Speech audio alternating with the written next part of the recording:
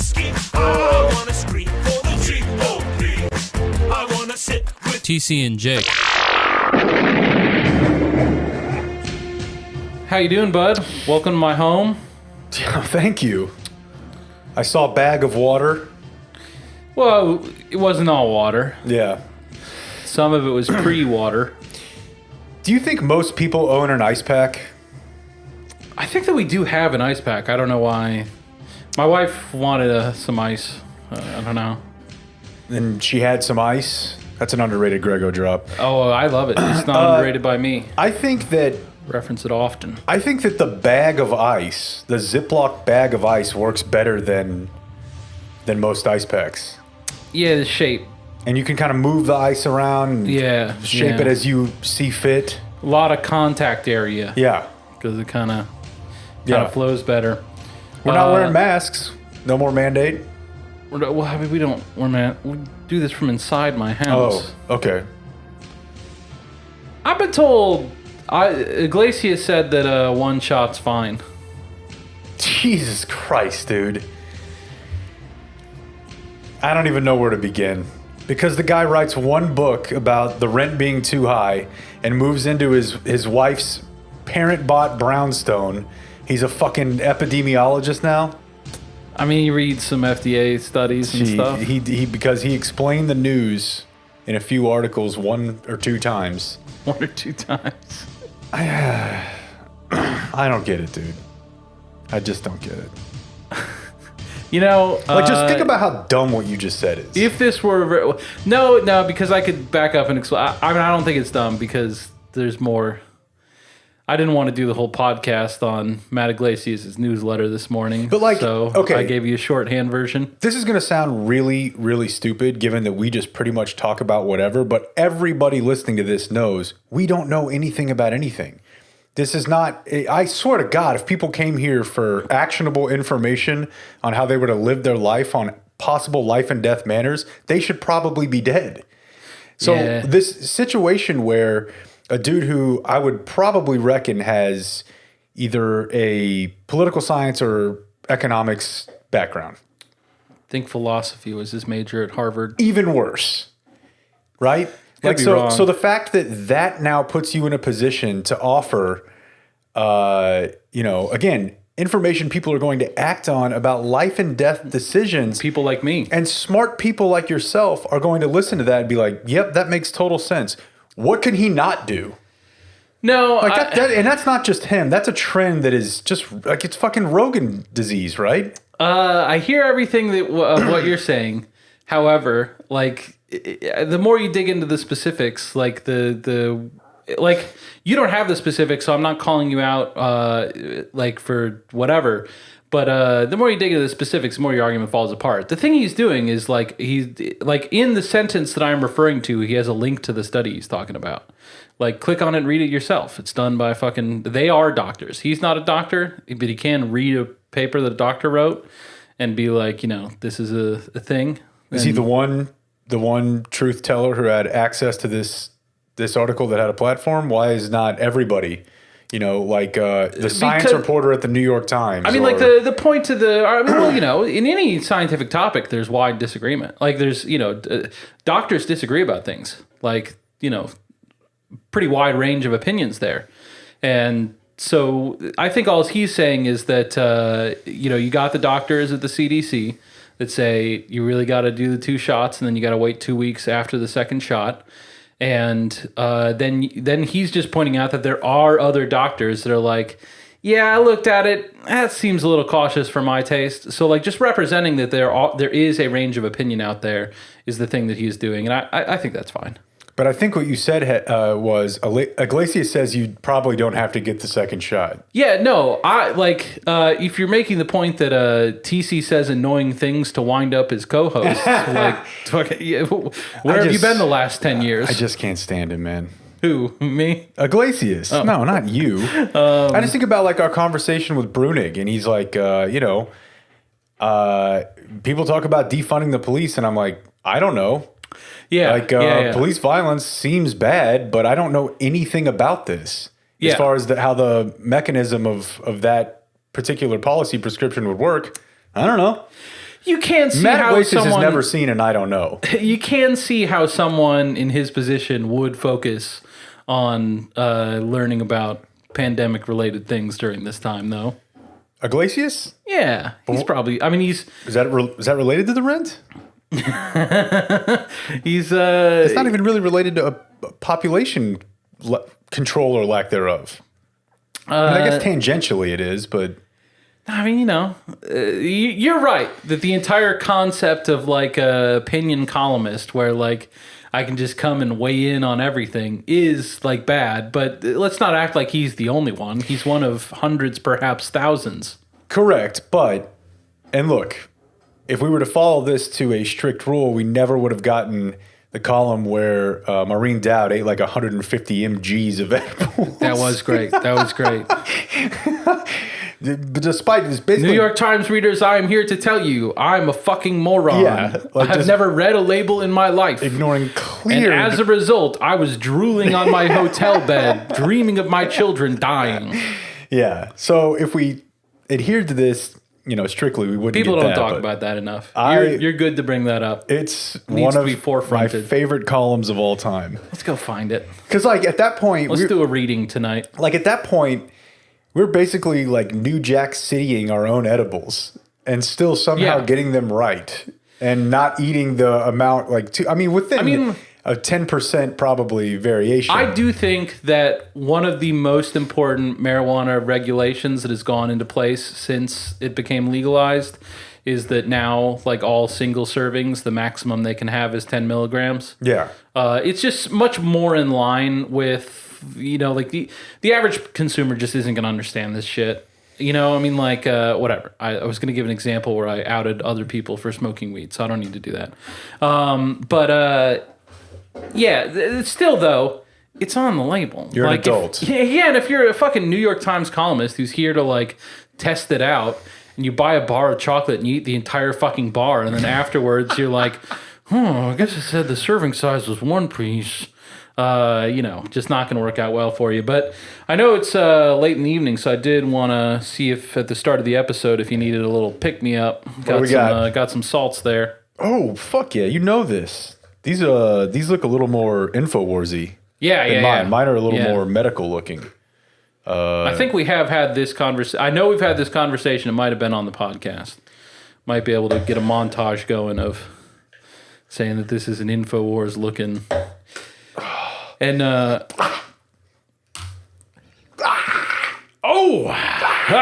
They hit with an InfoWars tail to them too.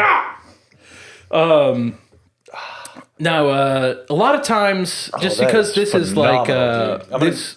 this room is farthest from the baby's room, Well, So- she got a toy back here. That's the dog's toy. Oh, I'm gonna wipe my face with it. Okay, that's a bad idea. Yeah, whatever. Hank and I are tight. Oh yeah, brother. But we'll hang out back here just because if we want to listen to music loud and it's cold outside, that's pretty much the deal. That's good stuff. And Great stuff. Really. that's why they're kind of hanging out back here. It's just sometimes it's a little fun nighttime activity. You're just listening to, Neutral Milk Hotel or something and ripping salts. And that's good, man. I That's never really even good. really thought of it, but I just kind of always would take like 2 or 3. She kind of 2 or 3. like whiffs. Oh, okay. And she was the one to realize you can just like leave it here, and like 5 minutes from now, it will give you a little like if you get it right up there and fucking, it's nice. It's It will, nice. but I feel like I want the Mo Dowd rip. I know what you're saying. Yeah, no, we just got it. Yeah, I think so. Yeah. Yeah, you know what? I did this on the air, so I don't know if it's like that interesting to you or not. But do you know about this Nike executive that quit? Yes. That's a great story. Someone, Justin texted me about yesterday's episode to know if it was about the sneakers. Yeah, he and I texted about it too, and Tell me everything. I know like the headline, but there's much more I need to understand. So I think that so please. well, so earlier this week, I think Monday, Bloomberg ran a pretty long article on, basically it's people looking for, I guess Top Shot is an example of this, but here's how the next generation is finding like asset value Investment storage. opportunities. Exactly, right? They've realized that gold is made up. Ethereum. Doge. No, shut up. Dude, I hear so much Doge. It's not That's even, because you work with Mike Soroy. No, because I work with Dan. Oh, yeah. Well, that's whatever Mike Soroy gets obsessed with something, 6 months later, that cycle's going to follow. And if there's a situation where Dan has to live with Mike's brother for a time, that's going to accelerate things. Yeah, I think Blake might have hurt the cause a little bit here, too. So the headline is... sneakerheads have turned Jordans and Yeezys into a bona fide asset class. And it's a pretty interesting... they didn't do that. Fucking Yeezy did that, my man. Well... They're disrespecting his obvious abilities the way the media always does. They're really more talking just about the resale market. Yeah. And how this all works. And I, 10 years ago, was eBay user for the sneaker game. And I never bought anything too much over... like its initial retail price. Most of it under, to be honest. I was looking for shit that was cheaper because it was 2 years old. Yeah. But, this idea that these are super rare, you've got to be lucky to get them, whether it's from the sneakers app or it's from any number of websites, they only have a few hundred pair. If you get them, then they immediately become more valuable because there's way more people that want them and you can sell them for way more than you purchased them for because they keep the app and the drops and the distribution and basically just the supply pretty limited. It is unfortunate that it's destroyed the much whispered about urban legend that the Nike store in Manhattan, I think it was just Jordans, but it was the claim of several students that they had all of them. Like if you go there, no matter what. Any shoe? Just all the Jordans.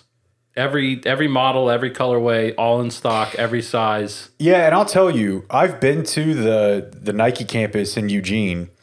Longtime P1 who works there now had us out there, and he let us use his discount.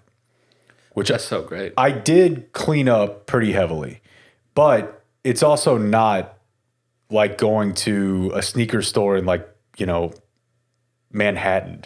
Or even like going somewhere like in Dallas or, there used to be Center and Addict. It ain't like that. It's a lot of cool shit, but it's mostly like pretty normal shit. Mm-hmm. So it's, I don't know. Anyways, so this kid who goes by the name West Coast Joe, he's 19. Hell yeah, dude. Yeah, he's the featured interview in this Bloomberg from piece. Baltimore.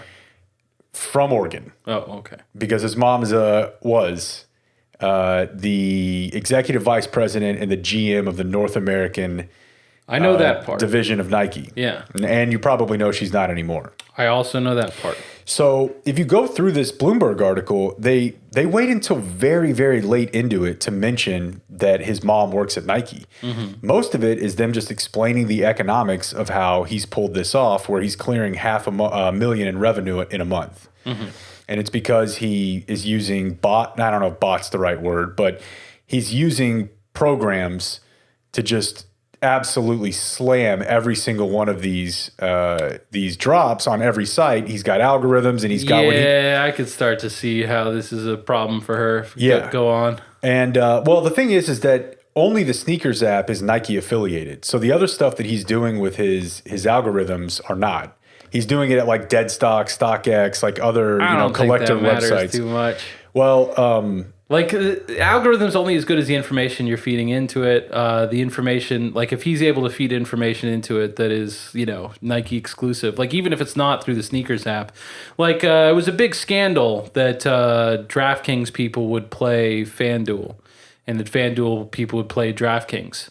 Because they're probably pretty similar, right. like their plays for the day. So they would like look at usage rates on their website, run that through an algorithm. And so you can just be like, well, they just had an algorithm. That's how most people win. But they're feeding into that algorithm privileged information that the rest of the public doesn't have. It's quite easy for me to believe that, like, I don't know enough about sneakers to know like how, what things are important to put into this algorithm. But it's very easy for you to imagine that he knows someone through his mom that told him or gave him access to some database that your average person is not going to be able to get. And, you know, if you ask me how much is that worth, I would say, you know, if you're a smart guy who knows what you're doing, it's probably worth $500,000 a month. It that probably fucking is. makes sense to me. Just to somewhat bolster my point, though, that I think the kid actually was very, very entrepreneurially talented and also just talented as far as technology. Whoever would do something like what I'm describing is cool as hell. He did it to Adidas, too. Okay. So he did it to the Adidas Yeezy Supply website they use a digital lottery to release about 40,000 pairs for each Yeezy release.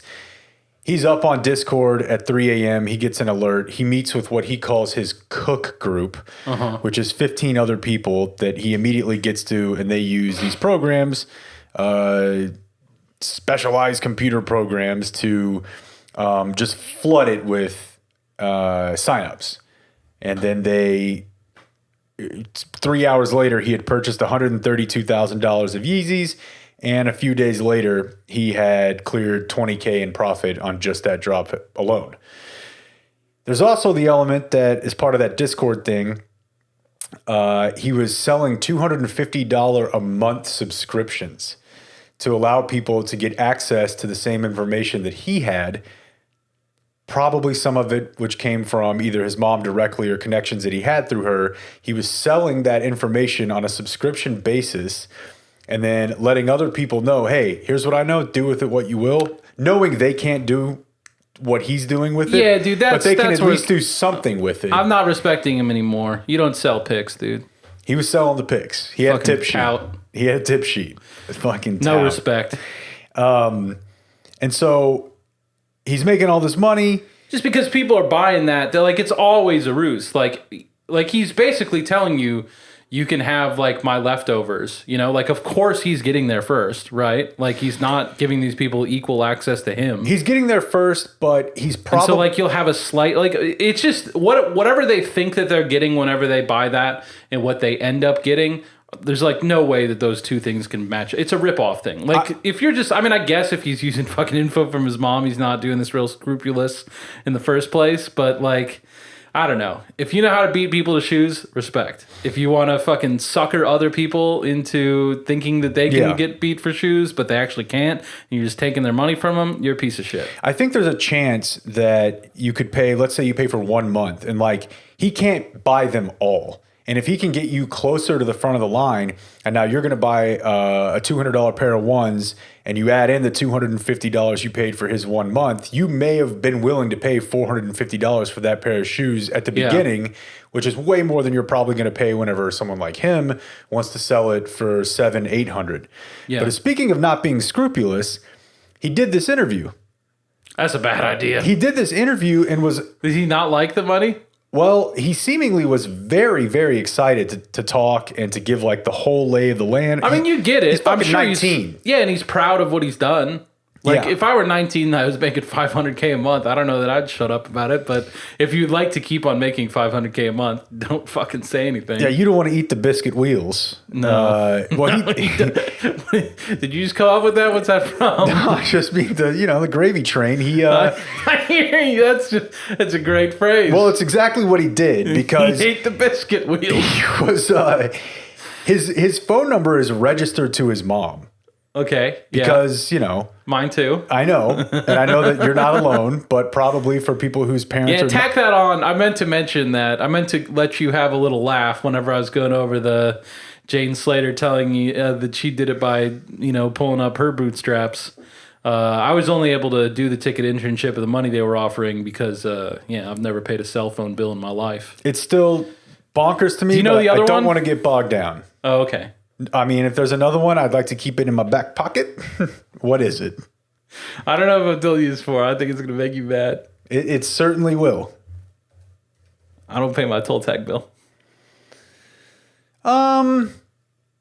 Less egregious than the cell phone bill, but sort of if recently- we're adding pieces to the puzzle. Last year I was that eventually driving. results in me murdering you. I was driving to the lake with my brother, and I was like, "Let's just take the fucking express lane." And he's like, "I don't have that." I'm like, "What?" Okay, now it's worse. Yeah, I have no idea the rhyme or reason. No clue, like why they were like, TC, we got you. Daniel, on your own. But apparently that's the system they went with. Much respect. I think they made the right call. It just the depths of your being able to play every situation into your hand. You come out of unemployment having the best time of your life. It's I'm not going to apologize for winning.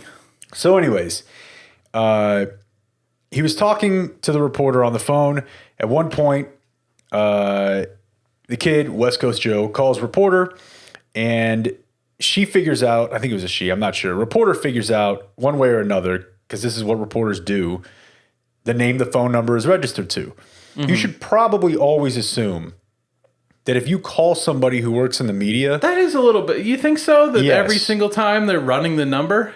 I think a lot of the time, and especially if they're it's a dealing good trick. with a It 19-year-old, worked and out. you might think they're lying about everything, and you're like, Yeah. let me see yeah. how I can sort of triangulate some of this information here. Yeah, I would be testing everything he says. So You're immediately right. the phone number comes up as, and I don't know if it's A-Bear, probably A-Bear. Yeah. Looks the name up. A-Bear had worked at Nike for 25 years, and part of her direct information or responsibilities in her role was the sneakers app. And I don't even know if this makes it worse or not. And they didn't make that like forefront of the story? No. Huh. Okay. No, I mean, it's forefront of the one where she resigned 2 days later. Yeah, I they hear got that. that. In the lead. I hear and I don't know that. how this makes it better or worse. I keep seeing this piece of know. information bandied about, but pretty much all of his purchases have been made on a credit card in her name. So, again, toll tag. If you went to go to a job interview and you were on your parents' toll tag, would they say like, well, this is strange, or your parents getting this job for you? No, they're just paying for you to get there. Probably a lot of 19-year-olds using credit cards in their parents' name. Yeah. Also, probably most of them are not using ostensibly proprietary information to rip off thousands of people. That is the other thing. Because the primary experience that you will see with the sneakers app, and I've done this a few times myself, you'll see people talking about it a lot of times on like a Saturday morning, and that experience is disappointment. Just about everybody feels like they're getting dicked. Yeah. And like, boy, seems like there's something little behind the curtain going on here. And that's probably more just like a general sense of To dissatisfaction. reference the PS5 thing for a second day in a row, that was the same deal. Like people are the only thing people are talking about online is Hey, these fucking bots and how going on they're here? swiping in front of people and then selling them for 3 times the sticker price. And the reality is that probably what's actually going on is that let's say that there's that's probably too much.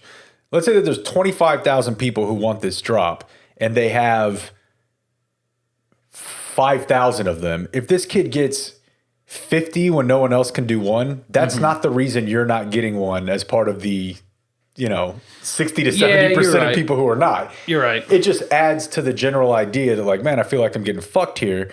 And the point is, unless you absolutely have to, you really should not talk to a reporter if you're making good money, because they can do nothing but fuck up your money. The more I'm thinking about this, Only talk to them when the money's gone. It might just be that he had like a script to like, interface with the website to buy them. And I don't really think that like privileged information would go into that. Again, I don't know. I don't know. I'm just saying earlier I was giving you full confidence of like, I see how this And is I don't shady. necessarily have that. And I don't know. I would like, I could see how it potentially could be. I understand how inside information can turn into like big money quickly. I hope that we all can, Martha Stewart. But Bless up. And they go into like whenever he was 12 or 13, and is he making like $1,000 a month then? he was like, I realized that these Supreme T-shirts that I bought for $30, which is funny because he didn't buy them, that I could sell them online for double, and immediately started doing that. So it's clear that on one hand, and it does kind of fit into the Jane Slater paradigm, because on one hand, it's clear that he has a mind for this, and that he probably learned a lot of that from his parents, who are, hustling consumer wear. It's also clear that he would never have the ability to make this kind of money if he did not have a Nike executive's credit card to front the overhead on it, or the type of parents who buy you $30 T-shirts whenever you're in fifth, sixth grade. Yeah. He was just able to turn each one of those situations into 10, 20, 50, 100% margins, and then able to get his mom run out of a job that she probably worked very hard for. You haven't told me any of the things I'm most interested in, though. I recall, so my brother, to bring him back up, this is probably why they wouldn't foot his fucking toll tag bill, is when he was in high school, I think like most of his high school, he fell in with a guy who like did mosquito misting systems. Okay, seems like a good job. And that guy like didn't really have like it wasn't a big operation. So it was like Daniel and one of his friends. And they would just rack up like overtime like you wouldn't believe. And like relative to expenses, that has to be like the most prosperous time of his life, you know? Like he was living at home. Sure. You know, as I referenced, my parents bought me a car. At the same time, they bought him a Ford Explorer Sport Track. And he like installed the rear view camera, which like was uncommon back then. Subs? Of course. You know, fucking some nice quality tweeters. I'm only asking because I know. He could do the iPod in like 2006. He could play his iPod through the computer. Earlier than that, probably. You know, I don't know. Whatever. It was difficult technology to acquire at the time. Mm-hmm. You know, now people are used to it.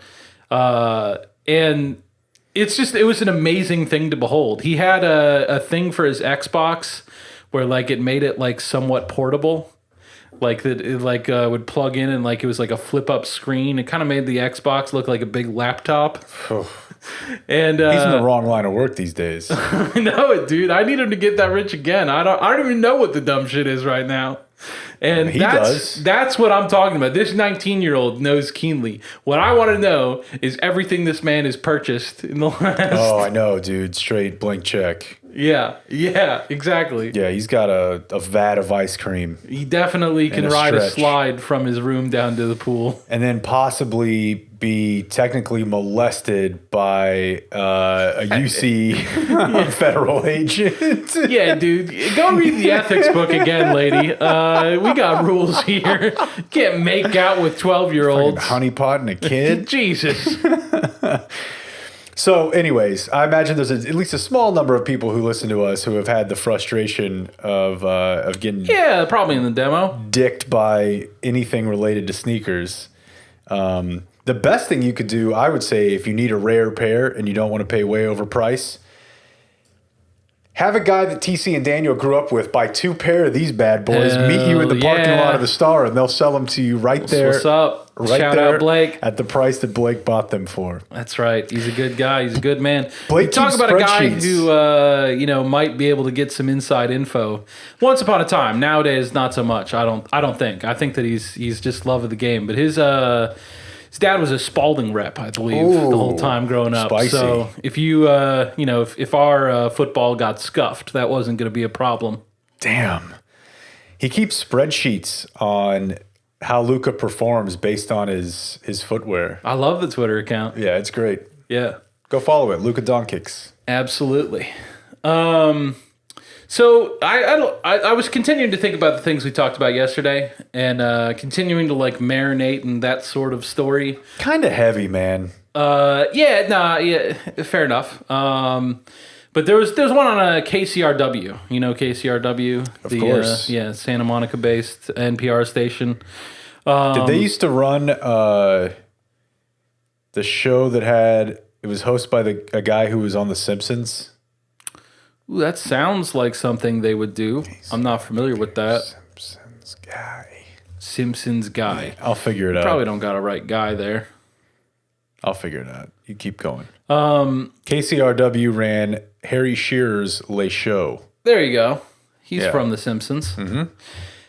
So, it's a bad deal. Like, there was a black reporter there who was talking. She spoke on a podcast that I listened to. And I think that the primary thing was that she pitched the idea of doing like a My Black LA kind of like the Black History Month, themed, let's highlight black businesses kind of thing. And at the time they were like, I don't know, not for us. And then like after they offered buyouts to everyone for some reason. I'm sure it was financial. And she took the buyout and then like released a letter that was like, I'm glad to be out of there because they were really fucking assholes. And then You got to do that after the buyout. yeah. And then she then they were like, actually we love the My Black LA idea. But like didn't say anything about her. They were just like, now we're doing it. And she talked about how, but like, so that's a obviously legitimate gripe. She talked about how like coworkers or a coworker like screamed at her in front of intern that she was working with, and like the intern was crying, like just having to watch this shit, and she went and like told her bosses, and they were like, hey, no, I don't know, don't piss them off, I guess. Like, there's certainly no disciplinary action, no efforts to like separate them on a working basis or whatever. And that's the kind of thing where, like I kind of fall that into the category of like, it's terrible, but scream would be a overstatement. But, one time I ate some meatballs in the guy's office at a place I worked, and he wasn't talking nice. I don't know. But so, I'm just saying, like, some of these things are universal experiences. And so, like, just as I'm going through this, I'm going to move off of the topic of workplace dynamics pretty quickly here. It was just a launching board to something else. As I'm, like, working through this and, like, kind of doing the whole dance of, like, evaluating each claim that I do, of, like, because I do think that, like, just life sucks. I get frustrated sometimes that whenever people are like, this experience of being a minority is bad in this way, and I'm like, yeah, but I deal with that all the time, and you say that I'm supposed to have it easy. It doesn't feel easy, and like I'm not saying it's that it's not easier. It clearly is, but just I don't know. Whenever I feel like I've gotten a bad deal, I don't like being told that actually it was all right. But so I'm doing this whole like evaluating each claim thing, I'm sorry, I'm about to move on to the thing. Do you want to? Well, I guess my thought would just be if I were to, I don't even know if it's devil's advocate. I think this is just what I think, is that sometimes people are put in those situations, if you're talking about somebody who's a minority, workplace or otherwise, based on a judgment of them that is entirely separate from any, like, I guess what I would say is like, I mean, maybe you would not agree with this, but there were certainly times whenever we worked together where you were kind of asking for people to react in a negative way. And it was like, even if they were wrong, it was very foreseeable that whatever you were doing was probably going to result in someone, maybe that means they sucked, but I was able to look at that and be like, you know what, he's right. That's not going to go well at all. And that's not all acts of commission. Yeah. I know that you've made the case before that you think people just look at you and they want to treat you poorly. But I would say that shit happens to me too. I cannot tell you how many times I've just been told, it just looks like a guy I want to punch.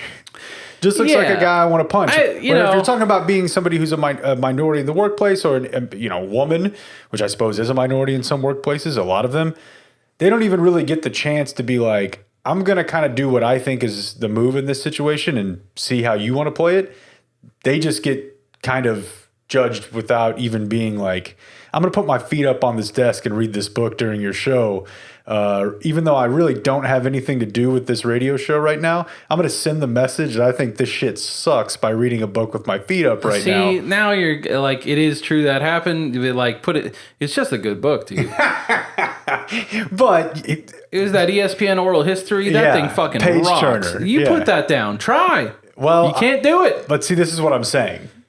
Would we have the Tirico story if I had just paid attention to the show during that time? We would not.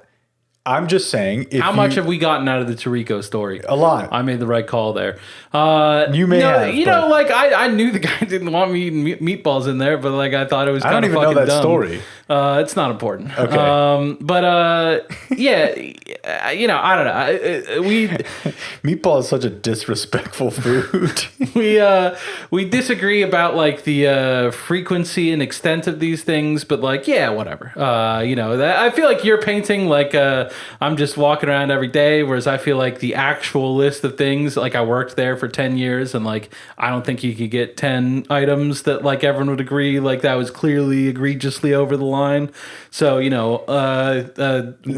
Tune in next Tuesday. one hot work misplace work mishap every year average is that's fine. I think it's acceptable. But You get my larger point, though. yeah. I mean, yeah, I don't know. It does not change my opinion, but it's an interesting thing to consider. I certainly grant you that. But so I'm doing this whole business of like, mentally adjudicate, like figuring out where I fall in each of these things. And like, I started to get really negative about like, it does just suck. And I mean, like, this is part of like why racism is bad, but like, whenever you are a black woman, I would presume that whenever something like the meatball thing happens, you're wondering like, would that happen to a white colleague? And like, I'm here to say that it would. I know because like in this specific instance it did, but going through that mental process is difficult, right? Like just, not knowing whether or not someone's evaluating you for you. And like you alluded to, I also don't feel like people evaluate me for me. Like I feel like there's other micro things that, they look at and be like, he's not one of me. I don't know. I was just like trying to, like, I was really starting to like get deep into thinking about this woman's life and evaluating whether or not she had the right attitude. And it was a depressing spiral to go down. Like I started feeling like bad, like bummed out, like just some part of it being like, I'm not explaining this well, but like, just go with me. Like I said, I'm heading somewhere. Started to be like, I don't know, is this just what people are going to be like now? Is every interaction going to be this pedantic? Like, is it just going to be tough? And the thing that like got me out of it was a thing that it was a little twist on something that we talk about all the time. So I feel like this is a thought that I often express on the podcast that has now slightly evolved. I would like to inform everyone of the evolution. Which, that I get mad about, like, I shouldn't know what this woman does, like, because I've never met her. And Right. For the great preponderance of time that our species has been on the planet, it was impossible for you to even know about someone that you had not met. Yeah. And so, like, our ability to kind of, like, our brains do not evolve fast enough to catch up with this, to be able to, like, really handle it well. And here's the twist. Is that whenever, like, whenever I'm just being given, like, only these bits of information about her, I think that, I mean, I guess it depends on the context somewhat, but just the way that I'm filling in the details feels like, in this instance, was certainly negatively, like that I'm looking at it and I'm getting, like, I'm imagining that it's just impossible to, like, interact because, like, everything is gonna, like, be going through the prism of, like, am I being treated equally? And the thing that I told him, like, that I realized is, like, I've got no fucking idea if she does it. Like, if I actually was around her, Yeah. there's probably very little chance that it would be like every interaction. I would probably find a lot of things about her that I thought were pleasant. That would, like, just, there's no one that I have like a solely negative opinion about, Like, even my deepest enemies, I have to, like, if I know them well enough, I have to grant, like, there have been times they were cool to me. There were conversations with them that I did enjoy, stuff like that. And that's the kind of balanced picture that you have whenever it's people and so, just whenever I'm hearing, like, so the extension of whenever we have to hear about these things that, like, didn't actually happen anywhere near our actual circle, you just end up with one-dimensional versions of these people that are like far more to the extremes than they ever could possibly be if you actually knew them. So it just made me be like, I just don't need to think about this at all. Like I need to stop. That's like, certainly the Yeah. direction that I tend to take on these type of stories. I also think it's not that difficult and really not that morally wrong to judge somebody one-dimensionally if they're storming the Capitol. If I knew any of those people, I'd probably be like, all right, well, I still think this person's a shithead. I mean, So I I thought think- you do know him. I don't know the dentist. Okay. And I don't know that he have you met him? stormed. No, I haven't met him. You never met him? No, dude, they kept that shit Okay. separated. I mean, it was a gambling ring. Yeah, I know that. I mean, it wasn't, no. But I think that the degree of the kerfuffle that you're assessing, the amount that you have to fill in, that becomes instrumental, again, to the degree of what the situation you're talking about is. Like, if somebody goes and murders like a innocent family, I don't really have to be like, oh, well, I mean, I guess if I knew that guy, I would have been like, at least he made great souffle. Or, I mean, obviously you can get into some of the complexities of somebody's, was it their upbringing, whatever. But if what you're debating about is really kind of a personal thing that you're talking about here, like how they would engage with other people in situations you're trying to imagine yourself in, then I agree. But I also think that if you run into the Capitol with a gun with a bunch of other people because you got brainwashed, I guess I might be able to give you... But if you did know one of those people, I feel confident that you'd be like, he was an excellent fisherman. I guess you Like, could not provide... as a way to apologize for him or anything like that, but you have a different... Like, there... I realize that there's no one that I know well that I have this kind of one-dimensional opinion about. That makes sense. But I guess what I'm saying is I think there are some cases where it's okay to have that sort of opinion and not be like, I just don't want to learn about this or I just don't want to hear about this. Like, I like the guy who yelled at me about the meatballs on balance. Boy, now I'm so interested. It doesn't matter. Okay. I mean, I'll tell you afterwards, but it's not anyone that anyone's heard of, really. I understand what you're saying, though, and I think this is probably wise. And I think it's part of why, that in and of itself thing stuck with people so much is just the whole idea of, like, you're all writing everyone around you's story and they're all writing yours. Like, that's happening all the time in every single conversation that you have. Yeah. And you don't really have any control over it. So here's how I would suggest you live. Yeah. In the meantime. And to graft my thing onto it, if you're writing that story about someone that you don't know well, you're doing it more poorly than if you're doing it about someone you do know well. And you should be aware of that, and so you don't you should hedge those opinions more. And that's my point. Yeah, more often than not, when you're doing it poorly, you're probably doing it negatively. Not all the time. You're certainly pedestaling some people, and I don't want to get into I've certainly have my list of fuck ups, and I'm not even saying these things that we're talking about at work are fuck ups, but I would just say from experiences, my 2 points of reference here are wife and Black Twitter, because I'm not married to a Black Twitter personality. So I'm trying to provide extra data points here, which is that, I mean, I guess I can just speak for myself and say, I think that part of the reason why the person that you're talking about in this situation, if they arrived in a meatball situation, would not be saying, am I getting yelled at because of the meatballs or am I getting yelled at because I'm Black female, is that not on whole, but for the majority, people who are minorities in their workplace, no matter what the demographic reasoning for that is, behave differently because they are worried about how they'll be perceived more often. I mean, you see this like in studies about kids in school not raising their hands. Sure. Be it girls or kids of color.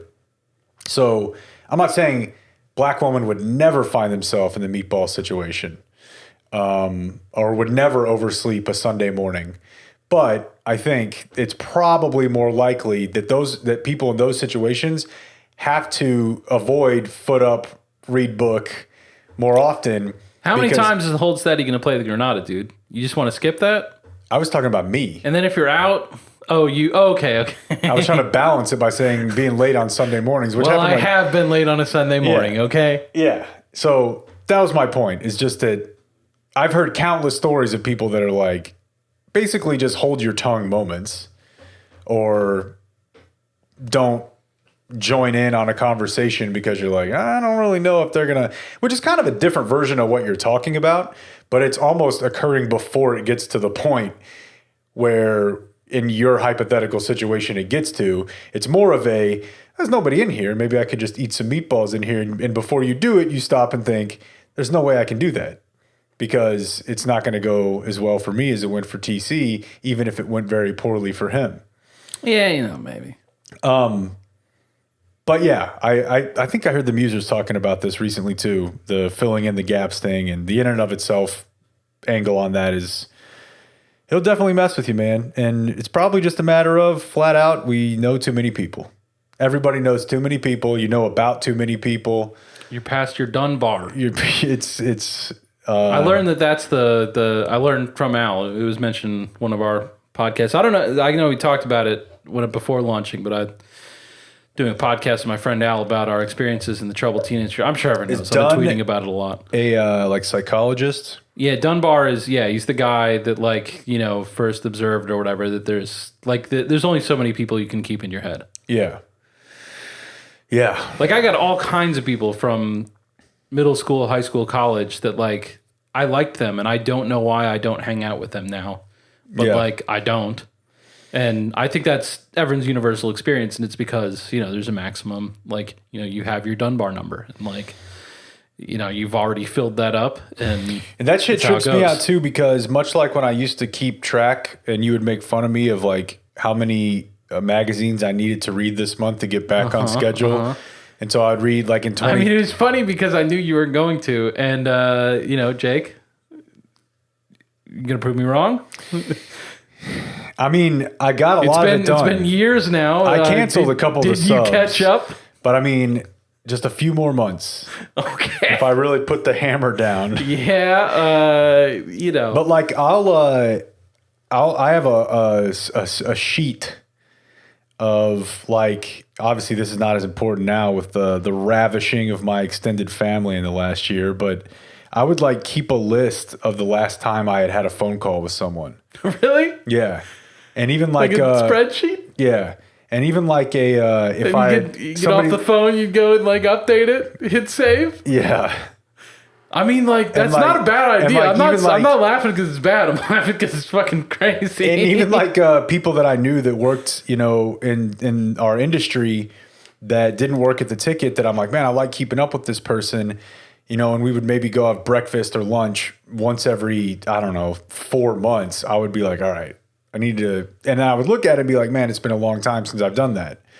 And that's really the only way that I can try to keep track of, a bunch of people that I want to have relationships with. But it's and that's why, dude, I mean, I know that you think I'm crazy on this front, but a lot of times I'll sit down for 20 minutes at night and answer every text. I can't do it during the day. Yeah. I literally cannot do it. It's just whether it's I'm trying to do the job or whatever, or I'm driving, it's too much. And it's okay, I'll answer, and then usually I'll delete it because, you can keep it in iMessage, and that way then every 3 or 4 days I'll go to the very bottom and be like, all right, is there any I've missed from the last? Because usually you hit it and it's red. But it's this is somebody that they asked me a question that was required not a deep response, but something somewhat thoughtful. The texts and DMs from time to time, and I don't feel good about it. Whenever I see them and it's been a month and they ask me, And then the worst part is the flip side of that is this doesn't happen with people I know personally, but it does happen with listeners from time to time. It's honestly never podcast listeners, but I think people, But then you'll get the email. This doesn't happen that often, but once every couple weeks, or somebody's like, yeah, I guess you're just not going to fucking answer. And I feel bad, but I'm like, dude, I have a spreadsheet. I got a plan for the text. Yeah. I'm answering year-old emails. I understand how this goes. But it still bothers me, though. I've had the thought plenty of times. I've been in that situation where I was like, oh, so you're just not going to... I asked a famous Twitter personality if they had a chair recommendation. They didn't answer. What did Carlos say? Don't feel great about it. Carlos? The hipster runoff? Yeah. What a weird reference. Well, I mean, you were pretty stoked on him. I was. Back in the day. We kind of all were, really. Yeah, oh, absolutely. Wonder what he's up to. Okay, so... But what I want to say is that it's got so much more to do with what's going on for that person than the quality of the message.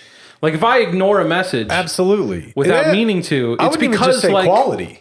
Yeah. It might require more than, you know.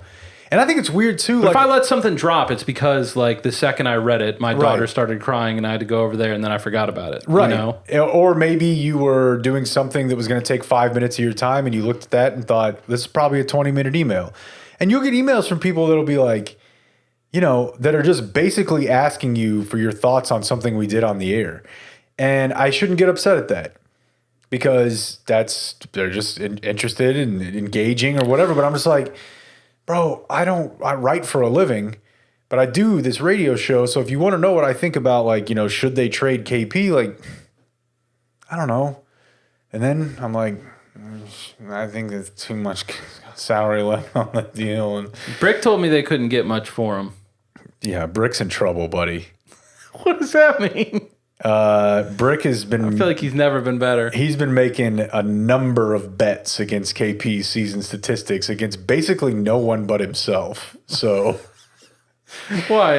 Is KP, playing well? Yeah, he's averaging 21-9, and I believe it was I have to pull it up. But For that money, I want more than that. It wasn't even money. It was... okay, I see what you're saying. But he's made a couple of... If KP averages a double-double, I'll do this. And I'm like, dude, he's pretty close already. Like a string of 12 rebound outings, and he's going to be over. And he's pretty good for 19 to 23. My man likes to feel alive. We don't apologize for that. And yeah, the other night, he tweeted me. He's like, all right, I guess he can stay on the team. I'm like, I don't know, man. That's 13 boards tonight. He's averaging 8.5. Creeping up. Okay, so this is the last thing I have. I had a bunch of shit I wanted to talk about, but... We can save how right we were whenever we compared QAnon to ISIS and Al Qaeda when we first started talking about it for the big wide drop next week. Okay. Because now I do have a short piece of audio kind of in that vein. I don't want to save it for next week. It's from a Patreon podcast. But anyways, go ahead. You're saying you got one thing left. I'm saying I also have one small thing left. So everybody got really mad at Jamie Benn this week. Did you know that? No. So everybody was mad at Jamie Benn because he liked a Candace Owens Instagram post. Hell yeah. And that's dumb as hell. The Instagram post from Candace Owens. What? I thought it was a good point. Was basically just, let me see if I might as well just pull it up here and see if I can and read it. We need to tear down our partisan divisions. No, it wasn't even one of those. It was somebody screenshotted this and said, does Jamie Benn know his Instagram likes are public? This is some heinous, hateful, anti-trans garbage that Candace Owens is spewing. And it appears that even that tweet has been deleted because everyone has learned that I've been right about this all along. Never deleted a tweet. So, yeah, man. She didn't. Okay. Shit. Basically, maybe I can zoom in here. Candace Owens, I don't know what the video said, and maybe that's important. But her post said, "What am I even trending about anymore? Biological men shouldn't be able to compete in women's sports. This isn't controversial." Now, maybe there was some stuff in the video that was really bad. Mm-hmm. And I don't know that. So I guess I thought it was just a post, but I suppose there was probably a video behind it that could have been, and of course Candace Owens sucks. And I think if you're a public figure like Jamie Benn, I just would have no fucking interest in weighing in either way, right? Yeah, probably not. Just don't want to be involved in the conversation, folks. Yeah.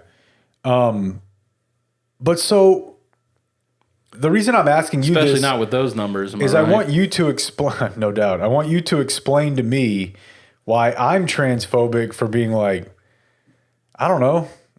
I don't really feel like in most cases men should be able to compete against women in women's sports.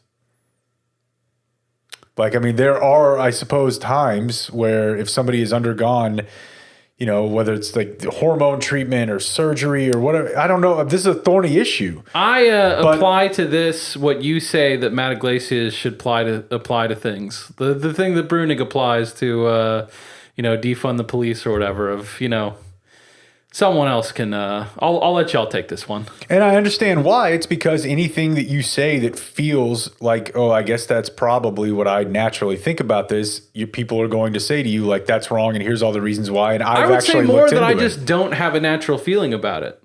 Like when I search my heart, I'm like, I don't know.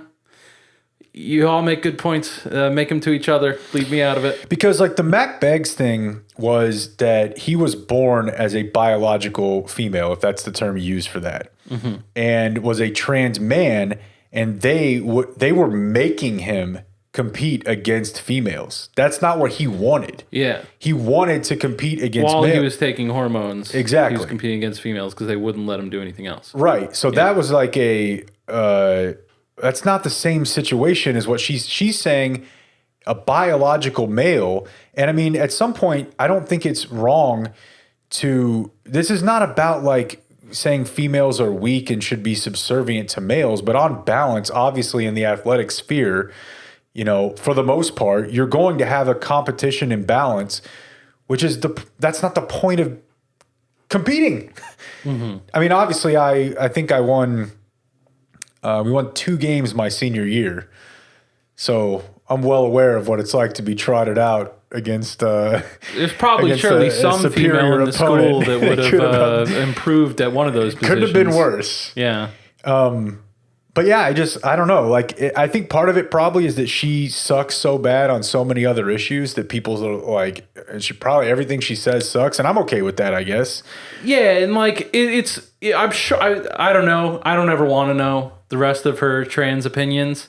But like, if it's also like that she's a firm proponent of the bathroom bill, and then on top of that is like they shouldn't be able to compete in sports, it's like that's kind of different. Like it's obvious that what you're doing is attempting to deny a place in society to people that you think are weird, and like that is wrong, right? Yes, I agree.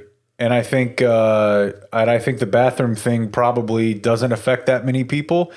And I don't think this one probably affects that many people, but yeah, it's also not, to me, that controversial of a take to say that, like, I mean, like if you did the logic experiment with people that are like, that's an extremely transphobic thing to say, then I would literally just ask you, okay, then in any sport, like leave the trans thing out of it, because she kind of danced around it, Candace Owens did, but she didn't explicitly say anything about a biological male who is a trans and is a she now and is undergoing this or that. She's just saying biological male, because especially if you're talking about the age that athletes are, for the most part, you're probably pretty early in that transition. So you're probably still going to be... I don't know anything about it, but yeah. I would imagine, right? Like if you start that How process... long does it take? I have no idea. Well, I know that I don't think it's could be a week, flip could be of a the decade. switch. I don't know. I didn't think it was, again, maybe I'd have to see the video, and she may have said awful shit like she always does, but most people I would imagine, would not be okay if just flip of the switch, their daughter's playing on a sports team, and, somebody rolls up with their son and is like, he's on the team now. And that's it. He's not trans. He just wants to play. He wants to play girls volleyball, and he just ruins that shit for everybody. And that doesn't mean that women are weak. They should let me play girls volleyball. I would pay to watch that. I mean, just like you'd be a great argument for why it's okay. Yeah, that's what I'm saying. Like, I can't get on the court otherwise. Like, this is just a fairness ball thing. Is being spiked off your head. Yeah, probably. I would get fucking ripped apart. Dan Patrick's in the crowd, like, I guess. I didn't buy it. But I believe it now. No, my main reaction is that it's fucked up that they forefront that. Like it. That I think is probably the thing that, if I had to guess, is upsetting people the most, is like there's a million ways in which you would hope that there's somewhat broad agreement in our society that trans people have a place and we should respect it and like be cool, and they're people that deserve all the same rights as everyone else. Like I think that's I know that there are people who are against that. But I would think that you can get over 50% for that view if you're framing it in the right way, right?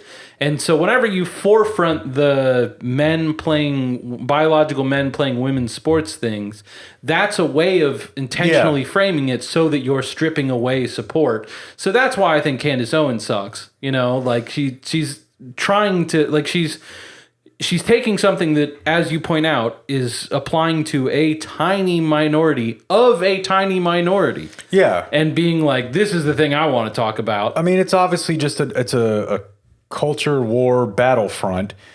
And I hate that shit. And that's a shitty thing to do. It seems like it's part of a larger effort to let trans people know that Candace Owens thinks they're weird and bad. But what bothers me about it, if I could even use the word bothered, which is way too heavy-handed, is that I can be like, man, who cares about this shit? Don't let it bother you. This is probably not ever going to come up. And if it does, your school district or, I mean, as I say that, I guess eventually probably the Supreme Court, if it becomes that sort of a deal, we'll deal with this. But I just don't know that this is that big of a deal. But that's not the reaction that you get from a lot of people. The reaction you get from a lot of people is, well, why do you think men are better than women? And I'm like, dude, can we be fucking adults here? Like, get out a record book for any athletic competition. There are differences between the genders. Yeah. It's not that controversial Over of a time, statement. those differences have been overstated historically. Okay, I'll read you this article or this paragraph somebody sent to this tweet that I favorited it, which now maybe I'm in trouble. Well, if your goals per game is that at that point, you are going to be in trouble. No, leadership lacking. Even among cis men and women, traits like strength and speed aren't binary. The core contention is that trans girls are really men, and that as such, they are inherently more athletic than any cis girl. It is supposedly impossible for a cis girl to defeat a trans girl in a fair contest and unjust to make them try. This is transphobic and ill-informed. Among other things, the invocation of the unstoppably big and strong trans girl is meant to evoke stereotypes of trans women as sexual predators or physical threats. But what you might be missing, unless you've been having these arguments for a long time, is the extent to which it's just a rehash of the old frat boy adage, men are just better. No, not better, physically bigger and stronger. On average. On average. The 49ers defensive line coach, if I was trying to block her, like my quarterback's breaking his fucking arm. But do you see the problem here is them conflating better with, like, not... You're using value-based terms like better, which imply... I don't think stronger is better. That's the thing. If you say, like, most males of the same age will beat most females in most athletic competitions. That doesn't mean they're a better person. Doesn't mean they have more value. It means... It was one of my proudest athletic achievements. It's my freshman year of college. There's a girl who was on the cross-country team for the college. And I was like, I run a mile a lot. I think I'm pretty good at it. Like, that's... unmistakably more transphobic or sexist than anything that Jamie Benn did here. But we ran. Yeah, I know, and you couldn't wait to do it and then tell everybody that that's your proudest athletic achievement. It's more a commentary on the athletic achievements, Like, I think most people could probably think of something better, but like, she was really trash talking, dude. And you just couldn't wait. I mean, I could. After the first five things she said, I didn't want to do it. You could wait at the end of the race while she was still running. That's right, I did, dude. I don't know. This just drives me crazy. Where were you, buddy? I thought you were going to be with me. All right, so I just want to play this real quick, just because it was emailed to me today. We had a treasured listener Matt was going through some old shows. Just want to see, do you think it holds up? I mean, obviously it didn't come to pass, but I know that we both know that we've had this conversation plenty of times, but now here's like 1 minute of us having it quickly from 4 years ago. This was December of 2017. Okay. So here you go. We're producing on the fly here. I want to talk to you about something that I've been thinking about that you and me and Justin were DMing back and forth about, just bros being bros. I think that in the event that Trump doesn't get reelected in 2020, he's not going to leave. I refrained from hopping into that particular conversation because that's the worst opinion I've ever heard my entire life. It's going to be fucking great. We're going to have to give Janine Garofalo a rifle. That's a good line. It is. Civil War, man. This is part of a disturbing trend of you throwing out claims that I know that you just don't like. There's nothing to suggest this. This is just pure fear. Like fear for no reason. Yeah, you're right. He'll probably just give a concession speech and step out on. No, he'll be a February bitch 20. about it, but listen, man. Dude, trying to hold power takes work. He's lazy. He will not put work in. It's going to be awesome, and you know what's going to happen, and that's why we're going to talk about it next week. It's not going to happen. It doesn't merit further discussion. It's a silly thing to even think about. All right, now we're back in the present day. I paid you your money. I feel like I listen to that and who's right? I guess I am. But I think that you probably could have quite easily, it would not have taken much arm twisting to get me into a position that did turn out to be wrong. I was happy whenever I heard you be yeah, you're right. He's just going to give a concession speech. I was very pleased that the next thing I said was no, that won't happen. Yeah. But that was a bit of a surprise. You were right to try and pin me down into that. And in many other circumstances, it could have been successful. Just we all know he is no longer the president. But I listen to that and feel like I was a little tiny bit underrating exactly. I'm clearly not seeing something like the January 6th event occurring. Yeah, right? and I mean, I'm allowing for no possibility of that. I'm sure there's a couple of other examples that I've already forgotten from 2 months ago when they were in the news, but he probably did mount the largest scale challenge to his defeat. Has to be. Yeah, I think there was one other one that I was hearing about. Again, it's sucks that I've met the Dunbar line of information. Yeah. Because I remember people saying, actually, there was, 150, 200 years ago, this case. But even then, I remember hearing it in context and being like, that ain't this. So two things can be true. He mounted the largest scale opposition and refutation of obvious reality that we'd ever seen from a president. And also, in hindsight, I have to say, it wasn't really that close.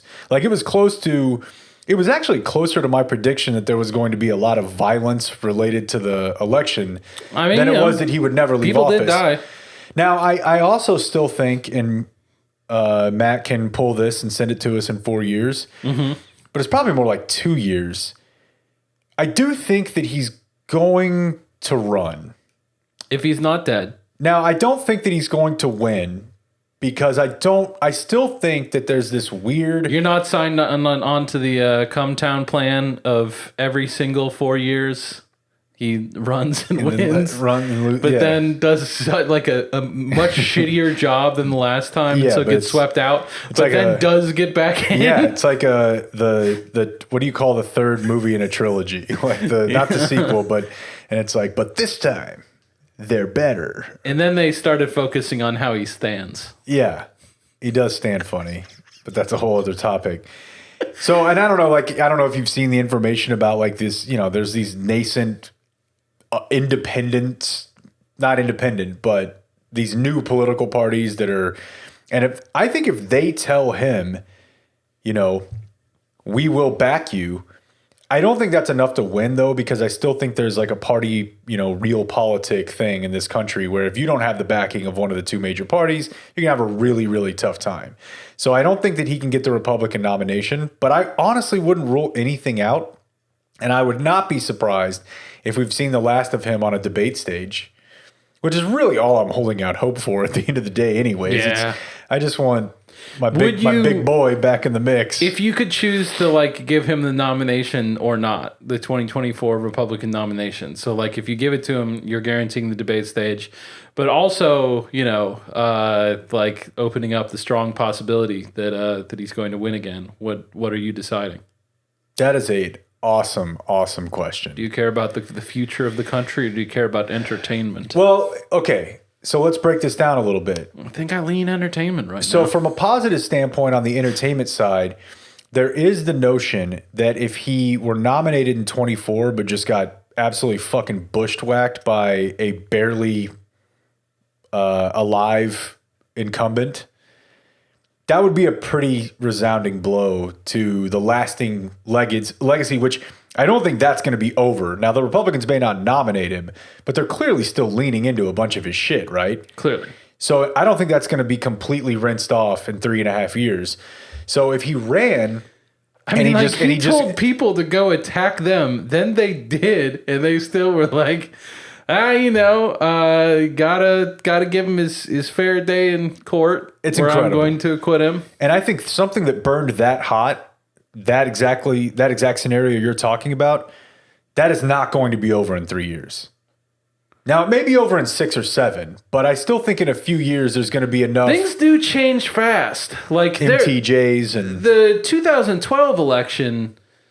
Just think about how fucking far that felt from 2016. Like entirely different tone. Yeah, even 2014. Yeah, yeah, but he's also had a stranglehold and an influence, the likes of which I don't know that we've seen. I mean, maybe ever. I don't know. Maybe Kennedy would be an example of like getting people to be like, all right, we're behind this dude.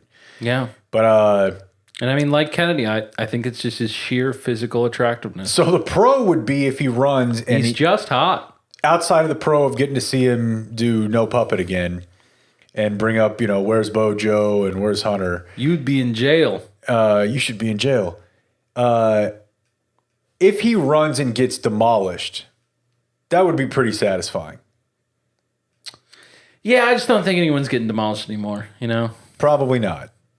Probably not. But what if he runs and he gets demolished by Hunter?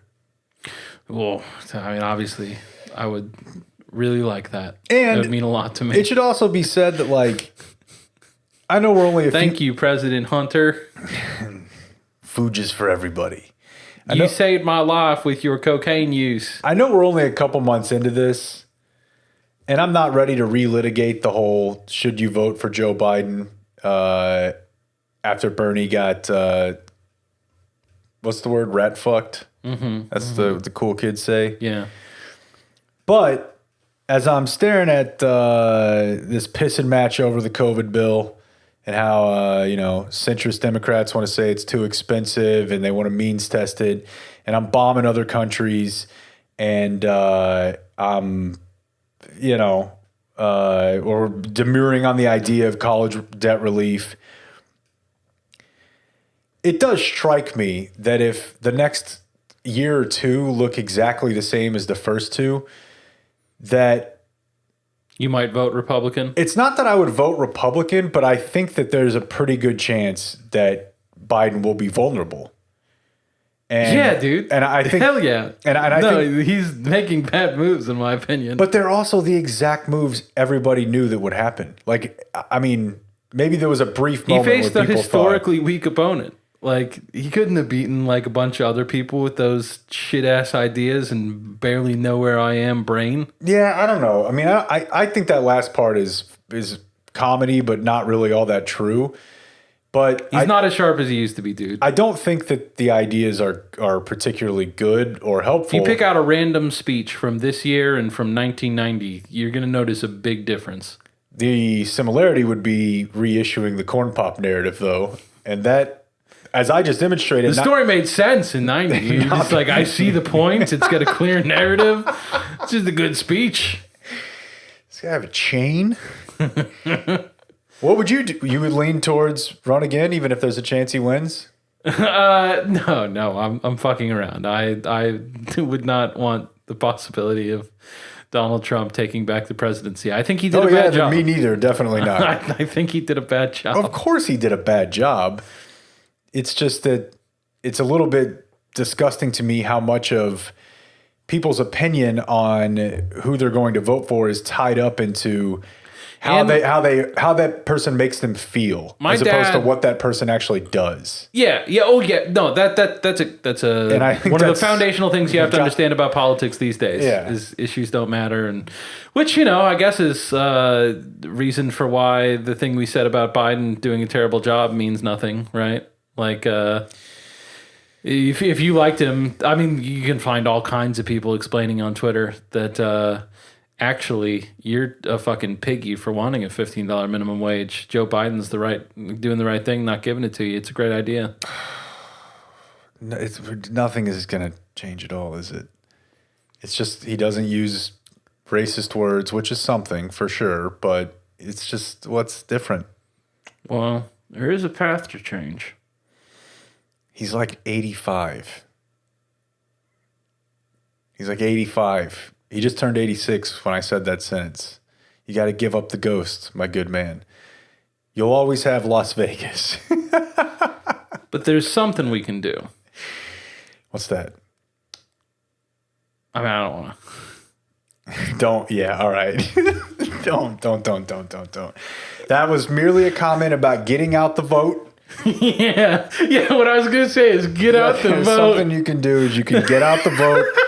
You can organize. You can make your voice be heard, and you can donate your time and money to community organizations, and you too can affect change. Or just wait. Wait till the election. Wait till and then Tuesday vote. when we have a new episode coming out. And We'll then see the you, big folks. Tuesday. Yeah. That's it for tonight. The high school special is next, so until tomorrow, for everyone who's been a part of this one, I'm TC and Jake. we do thank you for watching. Good night.